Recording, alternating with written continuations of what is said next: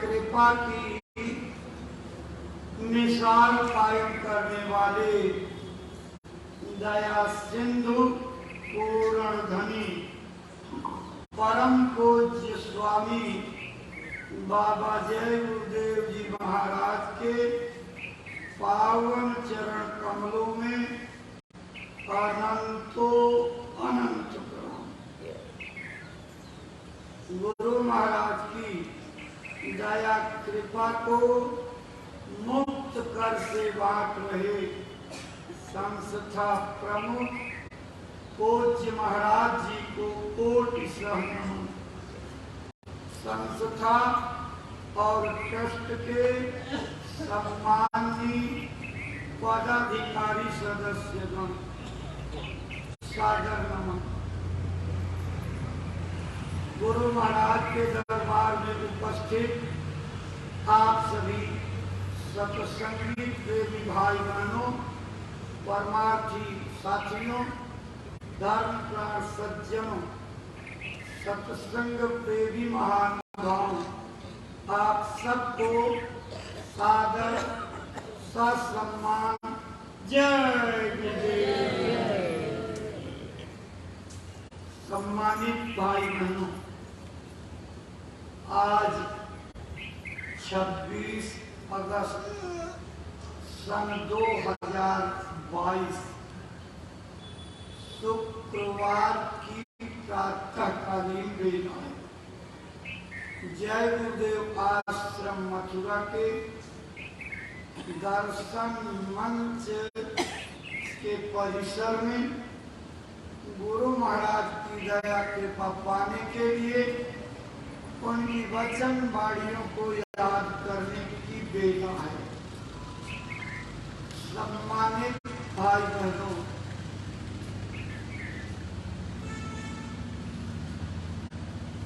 ये संसार जिसमें हम आप रह रहे हैं, एक भ्रम, भ्रांति, भूल भुलैया और बखेड़ेबाजी का पराया देश।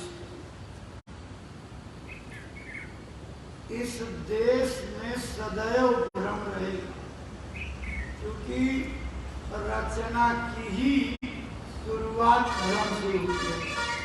जिसको कहते हैं कि दाज में डाल करके हमको आपको रख दिया, बताया कुछ गया, किया कुछ गया, वो कुछ रहा है, भोगना कुछ होगा। ये भ्रम और संशय का संसार है, इसीलिए इसका नाम संसार है। संसार का मतलब जिसका सार ही संशय है। इस असार संसार में निचोड़ निकालिए तो निचोड़ निकलने पर यही आएगा कि ये सब भ्रम की रचना है। भरम के बांधल की जगह ये संसार भ्रम में बंध करके चलता है। कहते हैं ये संसार शब्द से चलता है, आवाज से। शब्द बिना सारा जग अंधा, अब बिन सतगुरु सब भरमई। ये संसार शब्द से चलता है, शब्द ही यहाँ की सृष्टि को चला रहा, कायम रखे हुए। जिस दिन शब्द का भास सिमट जाएगा, ये सब धरती धुरधुरा करके बालू की रेत की तरह ढह जाएगी। ये संसार वास्तव में बालू की भीतर पानी का बुल्ला है। कब ठप हो जाए, कुछ खा नहीं जा सकता। जैसे कभी कभी चलते चलते आपके इंजन में खराबी आ गई, तो अचानक में चलता हुआ इंजन बंद, ठप, अब नहीं चलता। ठीक ऐसे ही चलता फिरता ये शरीर, फलती फूलती दुनिया, बोलता डोलता संसार कब ठप हो जाए, इसकी कोई दरा नहीं, कोई इसकी जो है नीयत साफ नहीं कि कब ये चलता फिरता पुर्जा बंद हो। हमको इससे प्रेरणा लेनी चाहिए। तो ये संसार संशय का संसार है। संशय जिसका सार है, ऐसा ये संसार संशय भरम अगर मिट जाए, समझो बेड़ा पार। देवी भाई बहनों, ये संशय निकालने का क्या साधन है? गुरु महाराज जी कहते थे कि शंका बड़ी दुखदाई है। अगर शंका हो गई तो घर चौपट, परिवार चौपट, समाज चौपट, देश चौपट, सारी दुनिया चौपट हो जाती। घर में लड़ाई झगड़े, परिवार में लड़ाई झगड़े, कुल कुटुंब में लड़ाई झगड़े। शंका हो जाने पर कोई आदमी शंका को टाल नहीं सकता, क्योंकि शंका में आदमी के विचार बहुत दृढ़ यानी मजबूत हुआ। उस भ्रम के विचार को कोई उपाय करके नहीं टाला जा सकता। कैसे? जाता दिश भ्रम भयो खगेशा, सो का पश्चिम उयोग दिशा। जिसको दिशा भ्रम हो जाए, वो यही कहता है सूरज आज तो पश्चिम में उगा हुआ है। लाख कोशिश करिए, समझाइए कि भाई ये पश्चिम दिशा है, लेकिन उसको जब सूरज उधर उगा दिखाई पड़ेगा तो उसका भ्रम खत्म नहीं कर सकती। आप कभी रेलगाड़ी पर या नाव पर बैठ करके यात्रा करते हो तो थोड़ी देर चलते चलते आपकी भावना जल के साथ इतनी मिल जाती कि आप अपने को जल में स्थिर मान लेते और बगल के किनारों को लगता है बड़ी तेजी से भागे चले जा रहे हैं। गाड़ी पर बैठा हुआ इंसान भी ऐसे ही देखता है, अपने को सोचता है मैं बिल्कुल एक जगह स्थिर हूँ, बाहर बगीचे बड़ी तेजी रफ्तार से भाग के पीछे चले जा रहे हैं। नौकारूढ़ चलत जग देखा, अचल मोह बस आपू ही देखा। मोह ग्रसित होकर के अपने को अचल बताता और सारी दुनिया को चलायमान बताता। बच्चे आपस में हाथ पकड़ करके घुमरी परैया का खेल खेलते हैं, चक्कर मारने वाले। तो थोड़ी देर घूमने के बाद जब खड़े होते तो क्योंकि उनका शरीर घूम रहा था, इसलिए थोड़ी देर के बाद जब रुकते तो रुकने के साथ ऐसा लगता कि सारे मकान सामान सब घूम रहे, पेड़ पालो घूम। बालक भ्रम ही न भ्रम ही गृहादि, कहीं परस्पर मिथ्यावादी। बच्चे खुद घूमते हैं और घूमने के नाते उनके मनोमस्तिष्क में जो चित्र अक्ष बन जाता है, उससे लगता कि पूरी दुनिया घूमती है।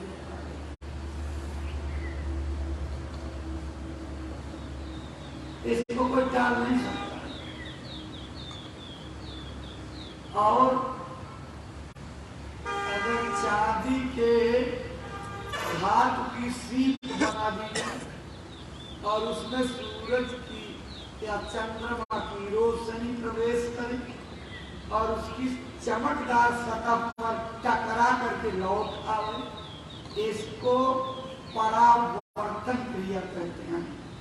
परावर्तन का मतलब कि अपने लक्ष्य से लौट आना, वापस हो जाना। इसी को अंग्रेजी में रिफ्लेक्शन ऑफ लाइट कहते हैं, प्रकाश का परावर्तन।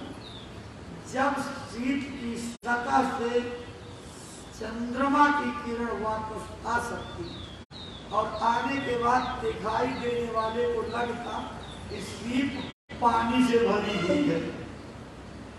अभी तारकोल वाली सड़क पर चलिए, गर्मी का खूब महीना हो तो 2 किलोमीटर के दूर की सड़क ऐसा लगता जैसे पानी का तालाब लगा था। रजत शीतमः भास जीव यथा भानु करवार यद्यपि मृषाति काल में ब्रह्म सतु यद्यपि तीनों काल भूत भविष्य वर्तमान में ये असंभव है, झूठा है, लेकिन इस झूठे सत्य को आज तक कोई टाल नहीं। ऐसे अगर भ्रम किसी को हो जाए तो भ्रम में विचार दृढ़ हो, उसको लगता कि यही सही है, सही चीज उसे गलत मालूम पड़ेगी। ऐसा संत मत में भी होता है। जब लोग मन की खुराक में बह जाते और गलत रास्ता, गलत ट्रैक पकड़ लेते, अंदर की आत्मा उनको पीसती कि तुम बेढंगी राह जा रहे हो, लेकिन मन इतना हावी होता कि उसकी दबी हुई आवाज को दबा करके कहता चुप रह, मैं जो कर रहा हूँ सही करता हूँ, मैं जिधर जा रहा हूँ तो सही जा रहा हूँ, क्योंकि भ्रम में विचार दृढ़ होते हैं। इसलिए उसे ऐसा नहीं लगता कि हम गलत रास्ते पर जा रहे हैं। कब पता लगेगा? या तो कोई साधु मिल जाए, साधु ही आपके परमात्मा को ठीक करेगा। अब आप साधु का साथ ही नहीं करना चाहते हो, साधु मिल जाए तो आप उसकी शिक्षा लेकर कर लेते हो। आपस में भ्रम और एक दूसरे की निंदा आदमी को कहाँ पहुंचा देती है? गुरु महाराज सुनाया करते। एक खेतिहर काश्तकार था, गरीब था, लेकिन गांव में उसकी छवि थी। भूखा भूखा साधु महात्मा यतीम फकीर कोई आवे तो लोग उसी के घर बता देते थे कि वही आपकी सेवा कर पाए।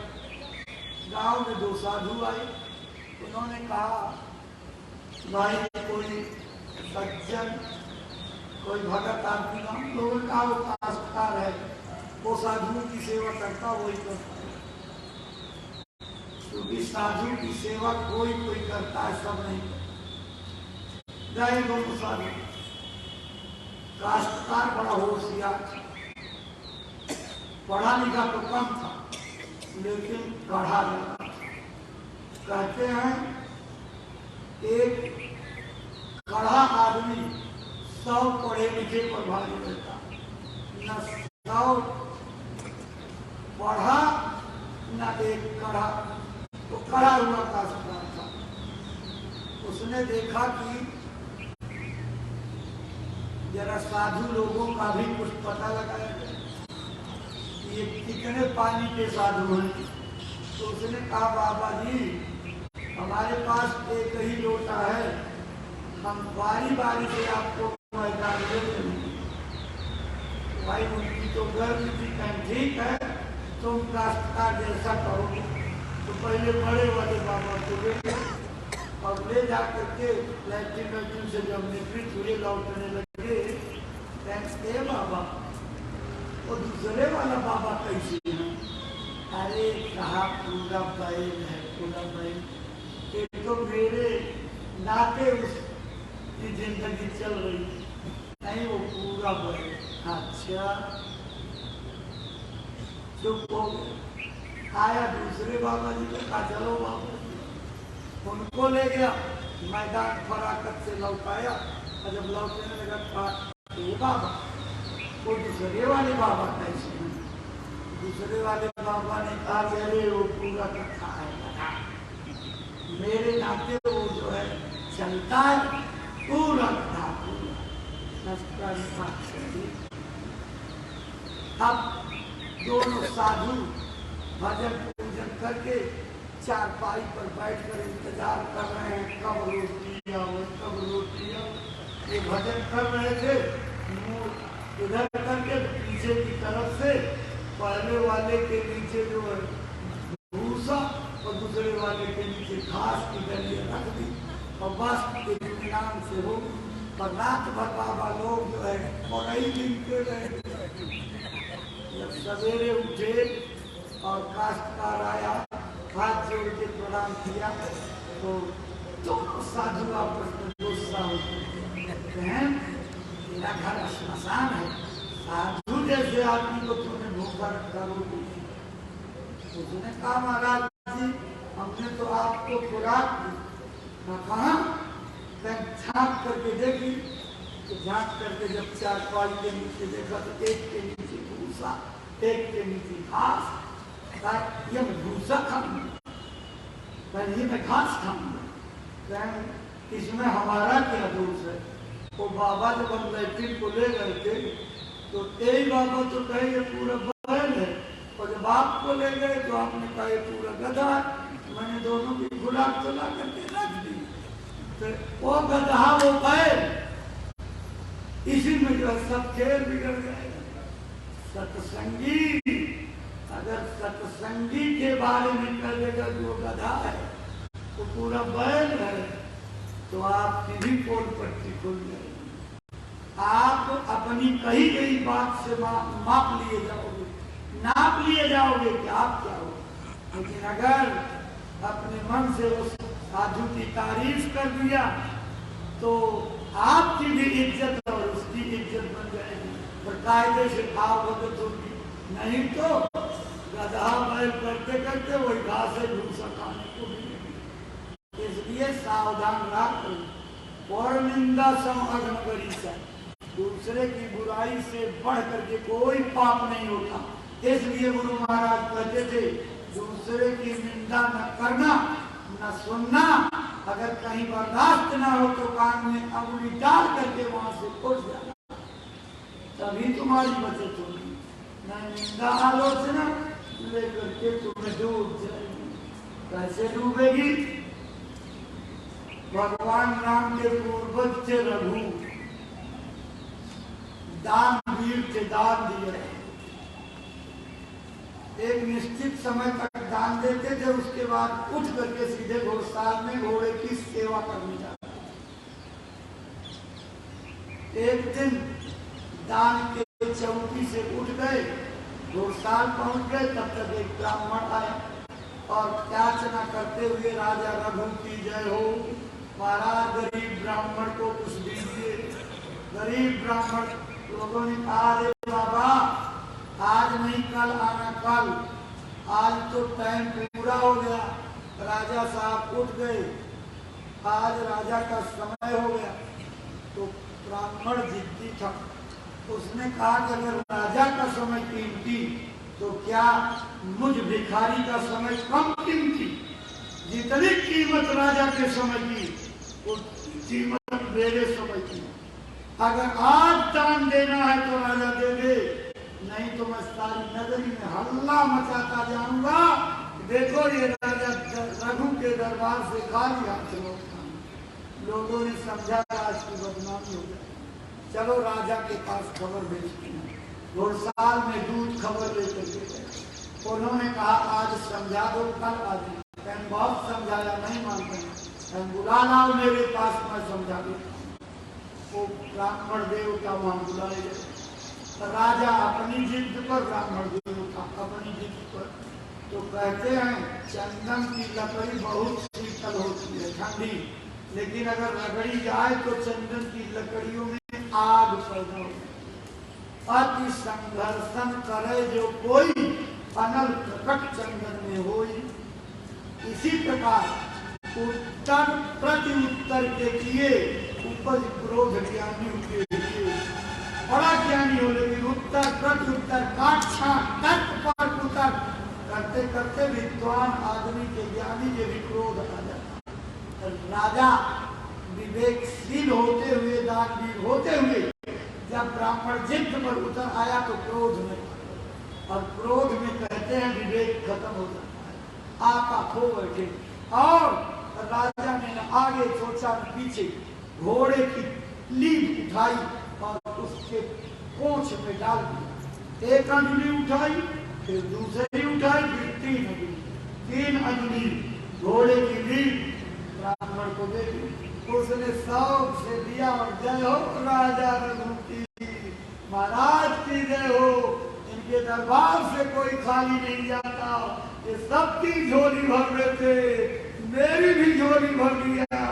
या प्रभु तेरा कल्याण तेरी भावना के अनुसार करे। बात आई गई चली गई। कई साल के बाद एक बार राजा रघु शिकार खेलने जंगल की ओर गए।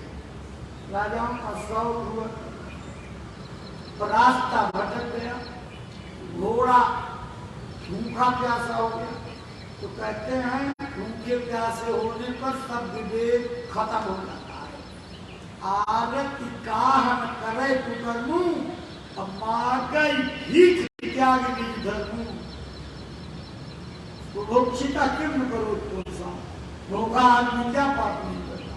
तो घोड़े ने ऐसे झटका मारा, राजा धड़ाम से नीचे और सामने की झाड़ी में जाकर के अपनी क्षुधा को शांत करने के लिए चढ़ने लगे। राजा धड़ाम से गिरे, बेहोश हो गए। थोड़ी देर में होश आई तो देखा मिट्टी में पड़े, घोड़ा खा गया। देखा वो चल रहा, तसल्ली हुई, भाग नहीं मिला है, क्या है इसके फिर लौट सकते। लेकिन ये भी क्या से थी, देखा एक झोपड़ी दिखाई पड़ रही जंगल, गए देखा बाबा बैठे हुए। बाबा पानी मिलेगा? हाँ बच्चा पानी मिलेगा, आओ। पानी पिलाया, आंखों में रोशनी आई तो देखा तीन बड़े बड़े ढेर एकदम पहाड़ों जैसे। उनको लगा कि यहाँ कोई फसल उगती है क्या? कहें बाबा यहाँ कौन सी पैदावार जंगल में करते? कोई नहीं मिले। कहें कि ये क्या है? अरे कहें इसका राज मत पूछिए। अरे कहें महाराज बता देंगे। राजा जिद करने लगा। कि जब जिद किया तो अच्छा सुनो, एक समय की बात, मैं एक राजा के दरबार में भीख मांगने गया था, दान मांगने। उसको मैंने कहा उसका समय पूरा हो गया था। तो राजा घुड़साल में चला गया, उसको बुलाया। राजा अपनी जिद पर, मैं अपनी जिद पर, और दोनों लोग अपनी जिद पर अड़े थे। अंत में राजा को क्रोध आ गया। उसने 3 अंजलि घोड़े के लिए मुझे दान दे, मैंने ला करके यहाँ रख दिया। ये दिन दूना रात चौगुना रफ्तार से बढ़ रही है और ये अभी बढ़ती जाएगी। तो राजा के तो पैरों की जमीन खिसक गई, दिल सन्न हो गया, क्योंकि ये गलती उन्होंने की थी। तो उन्होंने कहा महाराज इसका होगा क्या? कहें ये सारी बढ़ी हुई रीढ़ उसी राजा को खानी पड़ेगी।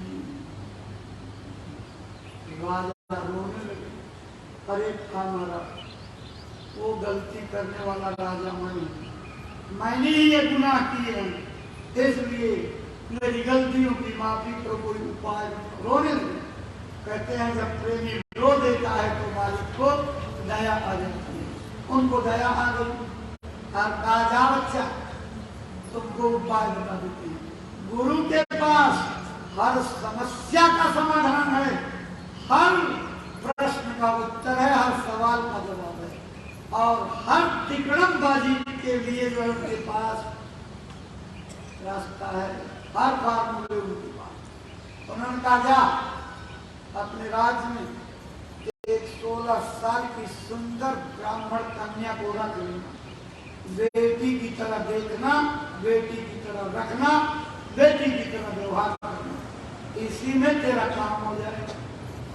आगे राजा रघु ने आते ही एक 16 साल की सुंदर कन्या को रखा, और जैसे रखा तैसे राज के रनिवास में रहने वाली दासियां एक दूसरे के कान में ठोकने लगी। देखा बह गया, खानदान को चौपट कर। सारी दुनिया में कीर्ति थी कि दान दी, अब बुढ़ाई बेला में इसकी अकल खराब हो गई।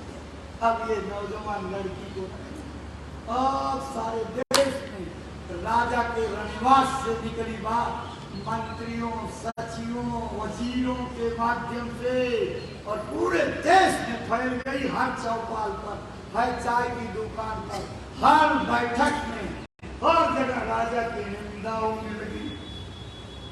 कई महीने के बाद राजा ने कहा चलो एक बार देख आए ढेर में क्या अंतर है।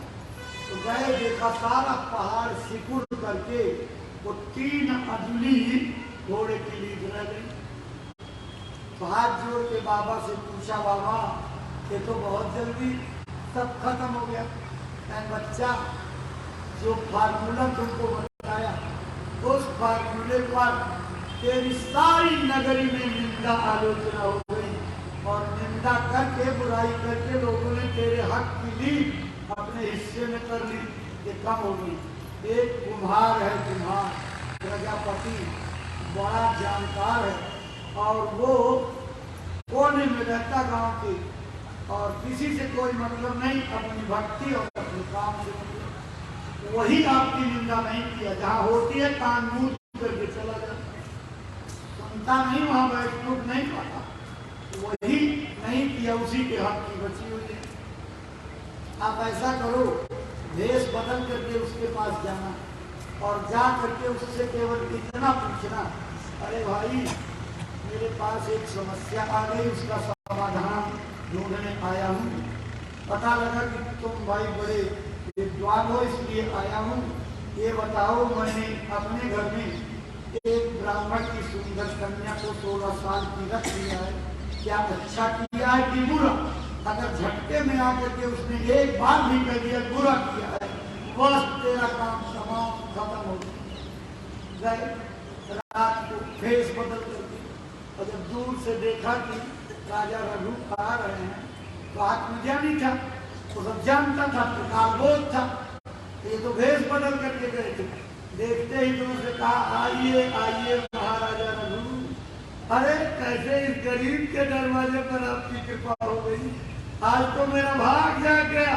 इतना बड़ा दानवीर राजा और मेरे दरवाजे पर गरीब के चौखट पर। और राजा चूक गए, तो भेष छिपा करके आए थे लेकिन उजागर हो कहा। बताइए, स्वागत सत्कार के बाद राजा ने अपनी बात रखी, अरे भाई मेरे पास एक बहुत बड़ी समस्या आ गई, मेरे समझ में नहीं आ रहा मैं क्या करूं। कहा बताइए। कहा कि भाई मैंने एक 16 साल की ब्राह्मण कन्या को घर में रख लिया और मेरे समझ में नहीं आ रहा कि मैं उचित किया हूँ कि अनुचित, तो जरा आप बता देते कि मैंने बुरा किया है कि अच्छा।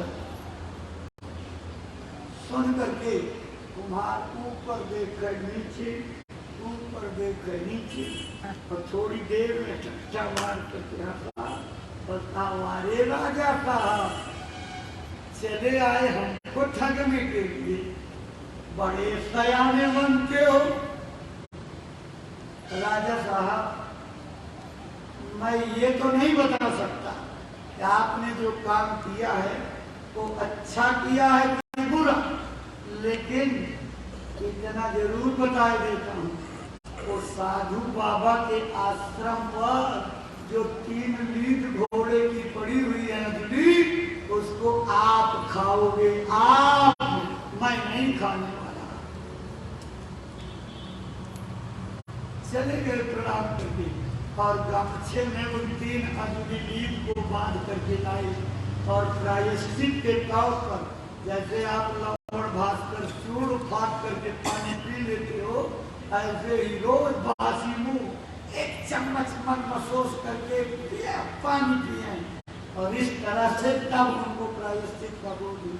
और आप रोज झटकारते रहते हो, फलाना ऐसा है, फलाना ऐसा है, उसने ये कर दिया, उसने ये कर दिया, और सबका बोझा लादते जा रहे हो। कितनी लीद खाओगे? अरे दूसरे की लीद और आप अपने हाथ में बटोर लेते हो। मत करो किसी की निंदा, किसी की बाल खाल मत पीछो, जिसने जो किया है उसको भोगेगा, आप उसके भोगता क्यों बनते हो? और करे अपराध को और पाओ फल भोग, अति विचित्र भगवंत गति को जग जाने जो। इस संसार का कानून है, करता कोई है, बढ़ता कोई, करे कल्लू मल्लू, मार खाए जमाल खाए, यही दुनिया का दस्तूर है। इसलिए किसी दूसरे का पाप का बोझा लादने की गलती मत करना। भूल करके किसी के काम की आलोचना मत करना, उसने ऐसा कर दिया वैसे बचना, बस केवल ये मानो। अरे भाई उसके पास जितनी अकल थी किया, उसने मालिक का काम किया, मालिक का बंदा है, वो मालिक जाने अच्छा किया कि बुरा किया, मैं क्या जानूं, मेरे अंदर काम दे, मैं तो गुनाहों का अंबार हूँ, मैं तो दिन रात सारी जिंदगी गलतियां करता हूँ। अगर संसार में खोजा जाएगा तो मुझसे बड़ा पापी कुकर्मी अधिक कामी गुनाहगार कम यकीनी कोई बंदा नहीं मिलेगा। हे गुरु महाराज आपके चरणों में मेरा भी कल्याण हो जाएगा, आप दया निदान यही माफी मांगती। आप दिन ये लाइन रखनी चाहिए, गुरु मैं गुनाहगार अति भारी, काम क्रोध और छल चतुराई इन संग है मेरी यारी, गुरु मैं गुनाहगार अति भारी। हमेशा अपने गुनाहों की माफी मांगोगे तो मांगते मांगते मांगते मांगते और जब रोने लगोगे तब मालिक है। आप अपने बच्चे को जब पतैया चलना सिखाते हो, यानी जब वो लड़खड़ाते हुए खड़ा होने लगता और पैर नहीं थामता गिर जाता, और जब खड़ा होने को होता है तो आप क्या करते हो, उसको चलना सिखाते हो। खड़ा करके 2 फीट की दूरी पर बैठ कर कहते हो, आ जाओ भैया, आ जाओ मुन्ना, आ जाओ मेरे लाल। तो जब वो थोड़ा सा एक कदम बढ़ा कर आ गया, आप एक कदम पीछे हट जाते, फिर कहते आ जाओ, फिर वो थोड़ा चलता, फिर आप जो पीछे हट जाते। 10-20 बार के प्रयोग के बाद उसका धीरज टूट जाता, विश्वास टूट जाता। इसका मतलब कि ये दूरियां पहुंचने की ऐसे बढ़ती रहेंगी, अब मैं नहीं इस मंजिल को पा सकता, थक जाता और हफक करके उसके आंखों में आंसू आ जाते। जैसे आंसू निकलते तैसे आपकी जिद खत्म हो जाती और आप पीछे से आगे लौट करके जल्दी से उसको अपनी गोदी में लेते। ठीक इसी तरह से मालिक आपको चलाना चाहता है, अंदाजा लगाता है कि कितना चल सकोगे, कितनी हिम्मत कर सकोगे। थोड़ा चलोगे तो और पीछे हो जाए, थोड़ा चलोगे तो और पीछे हो गए, और चले आओ और चले आओ। आपके धीरज, विश्वास और संयम की कसौटी कसता है, और जब आप चलने में अपने को विवश और मजबूर पाते हो और हफक करके रो पड़ते हो, उस स्थिति में मालिक अपनी मान प्रतिष्ठा को त्याग करके आपके नजदीक आता और अपनी गोदी में बैठा लेता। मालिक दयालु है, हम निर्दयी हैं। मालिक कभी किसी को नहीं धोखा देता। उनका इतिहास अगर धोखे का हो जाएगा, उनकी दयालुता के इतिहास में कलंक लग जाएगा। इसलिए वो सदा माफी के समुंदर बन करके जीवों की गलतियां माफ किया। धोखा तो हम देते हैं उनको, रात दिन धोखा देते रहते हैं, पट्टी पढ़ाते रहते हैं, उनको नजरअंदाज करते रहते हैं। वो सर्वदर्शी सब कुछ देख रहे हैं, लेकिन फिर भी हम कोर्ट में करके और गलतियां कर जाते हैं। इसी गलतियों का बोझा लगता है। जिस दिन आपके अंदर पक्का विचार आ जाएगा, मेरा गुरु नाम दान देने के बाद सुषुम्ना नाड़ी पर बैठ गया, रात दिन मेरी करतूत को देख रहा, लिख रहा और इसका परिणाम देगा, उसी दिन आपका भरोसा पक्का हो जाएगा। मेरा गुरु हाजिर और नाजिर है। आपके कदम गलतियों की ओर नहीं जाएंगे। गलतियां तब होती हैं जब गुरु को आप नजरअंदाज कर देते हो, गुरु को अंधा और बहरा समझने लगते हो, गुरु को इंसान और आदमी समझते हो और उस जगह पहुंच जाते हो। गुरु को मानुष जानते ते नर कहिए अंध, संसार में आगे जम अपन। इसलिए प्रेमी भाई बहनों, परमार्थ का रास्ता तलवार की धार का रास्ता है। अगर इस पर एक निशाना बना करके चलोगे आदेश पालन का, दरबार की भक्ति का और गुरु के प्रेम का, तो निश्चल पार चले जाओगे। और अगर जरा सा यकीन में कमी आई, ढुलमुल हुए, तो ये तलवार की धार काट काट करके छिन्न भिन्न कर देगी। अनुकूल होय सो गिर पड़े निश्चल उतरे पार। इसलिए भजन में आसन मत बदलो, एक आसन पर बैठो। सेवा में मन का घाट मत बदलो, भजन में सूरत का घाट छोड़ करके मन के घाट पर मत जाओ। जहां हो अडिग रह जाओ। आसन मारी अडिग हो बैठे यही भजन की रीत। अधिक आसन पर बैठ जाओ, हिलो डुलो नहीं, तब तो भजन बनने लगे। और भजन ही आपकी सारी तकलीफों को दूर करेगा। निज अनुभव में कहम भवेसा, बिनु हरि भजन न जान कलेसा। बिना भगवान के भजन के कष्ट क्लेश नहीं जाएंगे। ये आपके लिए नहीं, गुरु महाराज का और पूज्य महाराज जी का सारी दुनिया को संदेश है। अगर अपनी तबालत और मुसीबतों को खत्म करना चाहते हो, अपने संकट से उबरना चाहते हो, तो सब लोग भगवान के सच्चे भजन को करने का विचार पैदा करो। जब सारी दुनिया के लोग भगवान का भजन करने लगेंगे, मुसीबत और तकलीफें अपने आप खत्म हो जाएंगी। भजन करो, भजन, भजन से ही आपके कष्ट क्लेश जाएंगे। दूसरा और कोई उपाय नहीं है। हनुमान जी ने राम से यही बात कहा, क्या कि जिंदगी की असली तकलीफ क्या है। हनुमंत विपत्ति प्रभु सोई, जब तब सुमिरन भजन। असली जिंदगी की विपत्ति यह है कि साधन भजन सुमिरन छूट जाए। और ये लोग 8 महीने से 10 साल से माला खूंटी पर टांग करके मन की तरंग में बह रहे हैं, उनका क्या होगा? उनका कल्याण होगा। रात को सोचिएगा, आपकी समझ में आ जाए।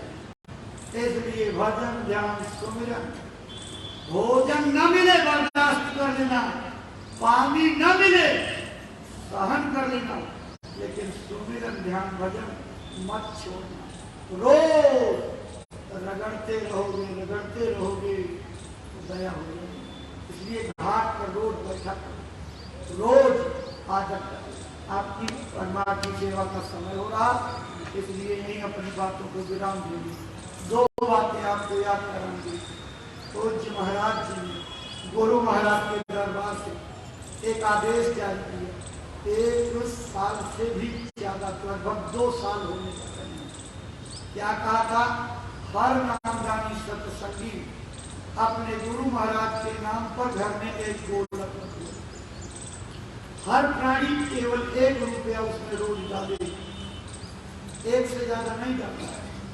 बुद्धि मत लगाओ, बुद्धि लगाओगे फंस जाओगे। इसके साथ कोई अंदरूनी राज जुड़ा हुआ है, गुरु की याद जुड़ी हुई है, गुरु महाराज का स्मरण जुड़ा हुआ है, गुरु के धर्मादान कार्यों की सेवा जुड़ी हुई है, धर्म प्रचार की भावना जुड़ी हुई है। इसलिए कोई भी नामदानी ऐसा नहीं होना चाहिए जिसके घर में गोलक न रखे। अगर आपने गोलक नहीं रखी तो मुसीबत का जाल आपने डाल रखा है। निकलने का एक तरीका बताया। अब भी अगर गलती कर रहे हो तो गलती मत करो। सब लोग अपने घर में 1-1 गोलक रखो। अपने घर के छोटे छोटे बच्चों से भी 1-1 रुपया रोज डलवाओ। 30 दिन का गोलक जब भर जाए, ताला खोल लो, सिक्का बाहर करके गिन लो और कागज के नोट बना लो, और ये सिक्का 1 महीने फिर प्रयोग करो। और जब न्याय पंचायत के जिम्मेदार सेवा का रजिस्टर लेकर के आओ तो गोलक की सेवा उसमें दर्ज करो। न्याय पंचायत से ब्लॉक और ब्लॉक से वो जिले में पहुंचेगी और दरबार में आ जाएगी। और दरबार में अब तक तो प्रयोग होती थी, लेकिन अब पूज्य महाराज जी ने बहुत बड़ी दया आपके ऊपर कर दी। आपकी स्थिति और मनोदशा को समझते हुए फैसला ले लिया। अब ये गोलक सेवा का उपयोग जहां भी आपको जिम्मेदारियां दी जाएंगी, जहां भी आपको ड्यूटी सौंपी जाएगी, वह धर्म प्रचार में, लोगों को सत्संग में लाने में, भंडारे इत्यादि चला करके उनकी सेवा करने में ये पैसा खर्च होगा, लेकिन आएगा उसी पद्धति से, दरबार तक लिख करके आएगा और वो गोलक सेवा का पैसा सेवा में से घटा दिया और घटा करके आपके हवाले कर दिए और आपको बहुत बड़ी सहूलियत हो जाएगी।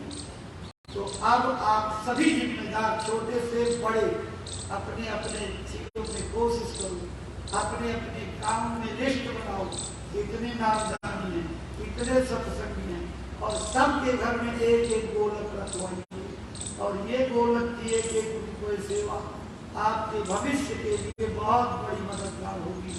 आपके बच्चों में आदत पड़ जाएगी देने की। हम आप चले जाएंगे, बुजुर्ग हो गए हैं, गुरु की दया कृपा घर में कैसे आएगी? उसी गोलक की सेवा के बहाने पीढ़ियों दर पीढ़ियों तक गुरु महाराज की सेवा के बदौलत दया आती रहेगी। इसलिए हम आप जाने की तैयारी में, एक पैर कब्र में पहुंचा, बाल सफेद हो गए, दांत टूट गए, रोटी कटती नहीं, पंच दिखाई नहीं पड़ता, चला जाता नहीं। अब तो काल ने न्योता दियो हे हमारे मेहमान, अब हम लोग अतिथि हो गए काल भगवान के, ना जाने कब ये समय पूरा कर लें। लेकिन अगर सेवा करते रहोगे, भक्ति करते रहोगे, आदेश का पालन करते रहोगे, तो कोई भी जम का दूत मरने के बाद आपकी जीवात्मा को छू नहीं सकता। सोना काई ना लगे, लोहा धुन नहीं खाए, बुरा भला जो गुरु भगत कबो न रखना जाए। अब आपका आचरण कैसा ये आप जानिए, गुरु के साथ आपका रिश्ता क्या है आप जानोगे। लेकिन अगर गुरु की वचन मान करके आप चलते रहे और एक सरल व्यवहार बना करके दीनहीन होकर सेवा करते रहे, तो आपको कोई छू नहीं सकता, न मदद दे सकता। गुरु आएंगे विमान पर बैठा करके ले जाएंगे। यही प्रेमी और भक्त के बीच का रिश्ता है। लेकिन अगर कपट भक्ति की, गुरु से चोरी की, गुरु के हिदायत के विपरीत चले, तो कहाँ जाओगे? ये तो मालिक जाने। इसलिए प्रेमी भाई, एक गोलक की सेवा, दूसरा गांव गोद लेना। गांव को गोद लेने में बिल्कुल ढिलाई मत करो, यही भक्ति का द्वार खोलेगी, आपके पुण्य जमा कराएगी और आपकी कचरा जो अंतःकरण पर जमा है साफ करके इस उज्जवल दर्पण को भजन के काबिल बनाएगी। जाओ निकल करके धर्म का झंडा लेकर के और गुरु महाराज की वाणियों को मीरा की तरह से गुणगाओ और आदमी आदमी के अंदर भक्ति भाव के भाव पैदा कर दो, लोगों को संगत से जोड़ दो, नामदान दिलवा दो, भजन करने लगे, सत्संगी बन जाएंगे, आपको कटौती मिलेगी, उसी कटौती से कल्याण हो जाएगा।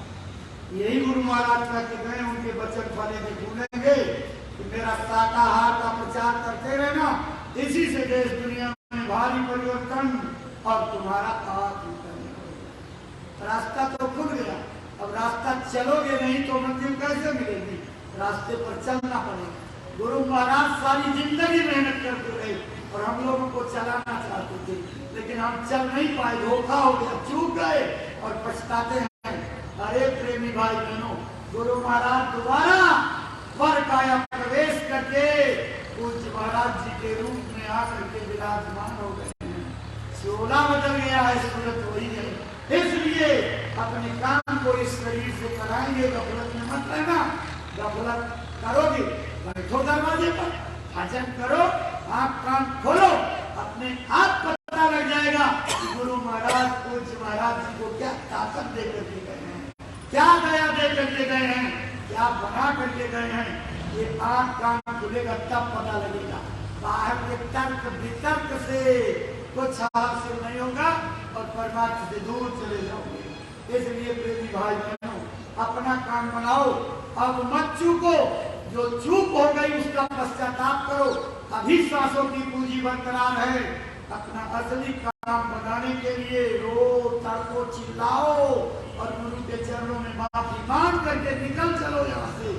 कल को तो शायद काल की है ही, तो जो चूक जाएंगे, काल की कैद में जाएंगे, फिर इसलिए बंदी छोड़ गुरु मिल गए तो बंधन मुक्त हो जाओ। यदि भाई बहनों अपनी अपनी सेवा में सब लोग जाएंगे, यहाँ बताया जाए परमात्मा की सेवा करके कुछ न कुछ हासिल कर लीजिए। त्रुटियों को माफ करिए, सब लोग प्रेम से बोलिए जय गुरुदेव, जय गुरुदेव। नाम किसका? प्रभु का पावन नाम, प्रभु का जागृत नाम।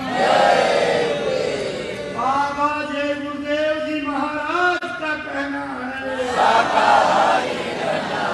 और पूज्य महाराज जी की प्रार्थना, हाथ जोड़कर विनय हमारी।